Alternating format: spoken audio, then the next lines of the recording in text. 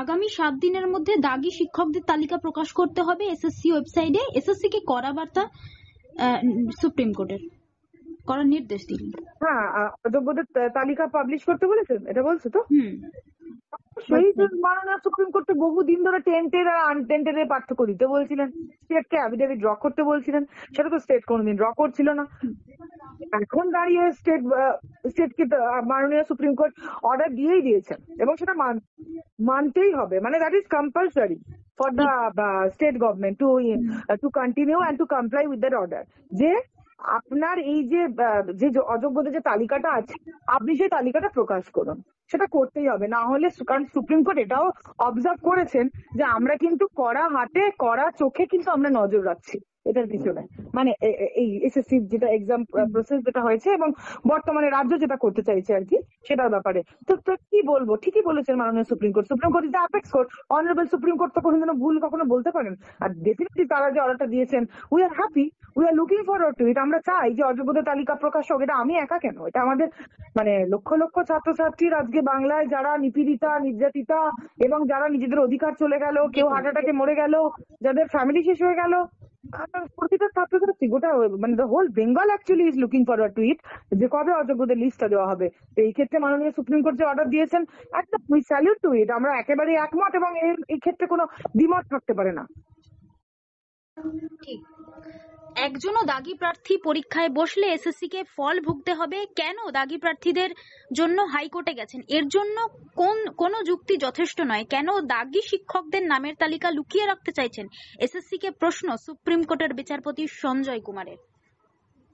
দেখুন, মাননীয় justice Sanjay Kumar sir, তার ঘরে আমি মামলা করি, প্রচুর মামলাই করি। আমরা জানি তিনি একজন খুব নিপুণ জাস্টিস সাহেব এবং তিনি যে প্রশ্নটা করেছেন যে কেন ডেকে রাখতে চাইছেন, কারণ মাননীয় জজ সাহেব আসলে বুঝতে পারছেন যে স্টেট গভর্নমেন্ট ঢাকার চেষ্টা করছেন। State government is actually trying to cover up the main thing, মানে অ্যাকচুয়াল যে জিনিসটা সেটাকে কভার আপ করার চেষ্টা করছেন।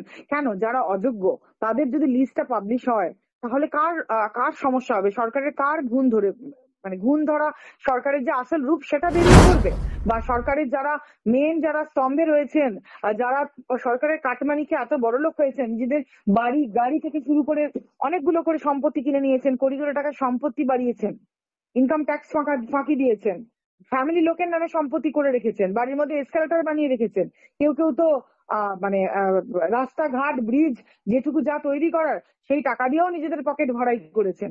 সেই বড় বড় নেতার নামগুলো বেরিয়ে পড়বে, মাননীয়ার যে টোটাল মন্ত্রিসভা সেটা কি ফল ডাউন করবে? এর পেছনে দেখুন অ্যাডমিনিস্ট্রেশনের অনেক বড় ঘাপলা যেটা জড়িয়ে আছে, সেটাই কিন্তু মাননীয় জজ সাহেব অবজার্ভ করেছেন। বেসিক্যালি সেই কারণেই তার এই অবজারভেশন, কেন তারা ঢেকে রেখেছেন। এনিওয়ে আমরা এগুলো কিছু জানতে চাই না, আমরা চাই বিচার হোক, আমরা চাই অযোগ্যদের লিস্টটা বেরোক এবং সুপ্রিম কোর্ট এরপরে কি করে, অযোগ্যদের লিস্টটা রাজ্য দেওয়ার পরে সুপ্রিম কোর্টের দিকেই আমরা তাকিয়ে বসে আছি।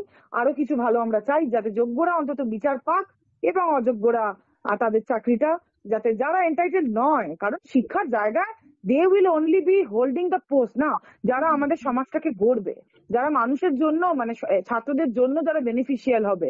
বাবা মারা এত কষ্ট করে ছাত্রছাত্রীদেরকে মানে তাদের মাথার ঘাম পায়ে ফেলে স্কুলে পাঠান, যে প্রপার ওয়েতে সরকারের উপর সেই বিলিফটা করেন, যে ফেথটা রাখেন। আপনি ভাবুন তো, সেই এটা কি killing of that belief and faith নয়?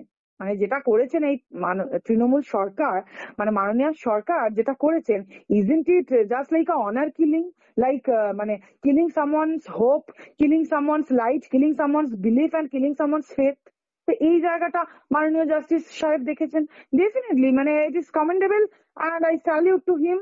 এবং আমরা we are looking forward to it, যাতে কি করছেন রাজ্য সরকার এই ক্ষেত্রে এবং অযোগ্যদের লিস্টটা কবে তারা দেয়।